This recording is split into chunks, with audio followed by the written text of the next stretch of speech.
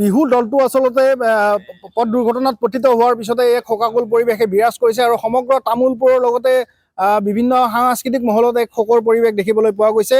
আৰু মোৰ পিছফালে থকা এইখন ট্ৰেভেলাৰ বাহনত আচলতে তেওঁলোকে বিহু দলটোৱে তামোলপুৰ জিলাৰ বাঙালীপাৰাৰ যি বিহুৰ অনুষ্ঠান কৰিবলৈ গৈ আছিল আৰু পুৱতি নিশা এনেদৰে অনুষ্ঠান কৰিবলৈ গৈ থকাৰ সময়তে দুৰ্ঘটনাত পতিত হৈ এগৰাকী প্ৰতিভাৱান শিল্পী নিশামণি হালৈ নামৰ শিল্পীগৰাকী থিতাতে প্ৰাণ হেৰুৱাবলগীয়া হ'ল। আৰু নিশামণি হালৈ বিহুৰ লগতে আচলতে তেওঁ নাগাৰ নামৰ এগৰাকী জনপ্ৰিয় শিল্পী আছিল বুলি জানিব পৰা গৈছে। আৰু এই মুহূৰ্তত আচলতে মোৰ ওচৰতে এগৰাকী স্থানীয় যুৱক আছে, সচেতন যুৱক আছে তামোলপুৰ আৰক্ষী থানাত, যিহেতুকে মই উপস্থিত আছোঁ তেওঁৰ পৰাই মই কিছু মন্তব্য ল'ম। এগৰাকী প্ৰতিভাৱান শিল্পী আমাৰ মাজৰ পৰা হেৰাই যাবলগীয়া এটা হৈ গ'ল, কি কাৰণত হোৱা বুলি আপুনি ভাবে? আচলতে বিহু অনুষ্ঠানবোৰ ইমান নিশালৈকে চলাটো আচলতে কি বুলি ভাবে আপুনি? চাওক, প্ৰথম কথা হৈছে খুব দুখজনক ঘটনা।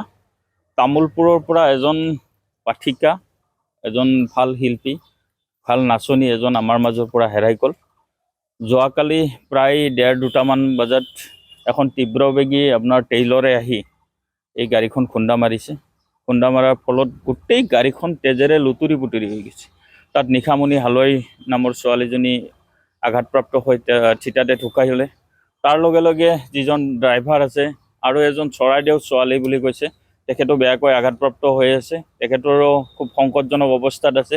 আমি খুব দুখ প্ৰকাশ কৰিছোঁ। আমাৰ এই অঞ্চলৰ তামোলপুৰৰ প্ৰায় অঞ্চলৰ মানুহে আজি শোকস্তব্ধ হৈ পৰিছে।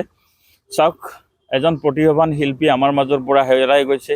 আমি বিহু দলসমূহক বা বিহু কমিটিসমূহক এটাই কথা আমি আহ্বান জনাওঁ, আগৰ পৰাই জনাই আহিছোঁ, খুব কম সময়ৰ ভিতৰত প্ৰায় 12টামান বজাৰ ভিতৰত শেষ কৰিব লাগে। বিহু কমিটিসকলে বিহুৰ সমাপ্ত কৰিব লাগে। এই 2টা বজালৈকে বিহু দল যেতিয়া আপোনাৰ বিহুতলীলৈ যাব লগা হয় কমিটিৰ প্ৰেছাৰত, তেতিয়া এই ঘটনাবিলাক সংঘটিত হ'ব ধৰিছে। তাৰ লগে লগে আমাৰ যিটো আপোনাৰ এই গাড়ীখন যিখন আহিছিলে, টেইলৰখন ডিব্ৰুগড়ৰ পৰা তামোলপুৰ অভিমুখে আহি আছিলে, য'ত ঘটনাটো ঘটিছে তাত খুব ৰাস্তাৰ পৰিৱেশটো খুব ভাল নাছিলে, একেবাৰে মানে খলা বোমা আছিলে।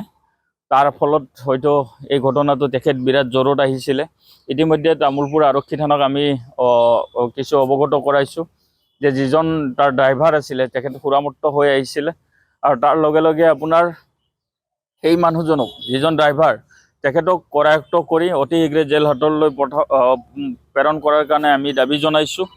আৰু এই প্ৰতিভাৱান শিল্পী আমি তামোলপুৰৰ পৰা হেৰাব লগাৰ ফলত এনেদৰে আমাৰ যদি এটাকৈ প্ৰতিভাৱান শিল্পীবিলাক হেৰাই গৈ থাকে, তেতিয়াহ'লে আমি এই শিল্পীৰ সত্তাটোৱে হেৰাই যাব।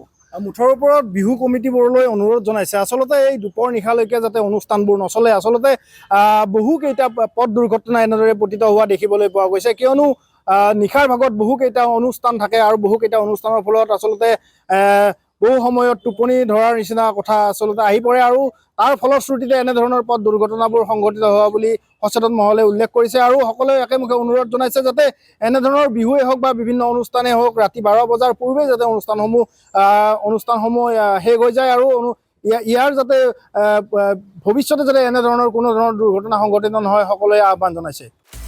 আপুনি বিচৰা বাতৰি পাব কেৱল নিউজ 18 এপত। নিউজ 18 এপ ডাউনলোড কৰিবলৈ স্কেন কৰক এই QR কোড। গুগল প্লে ষ্টৰতো পাব এই নিউজ 18 এপ।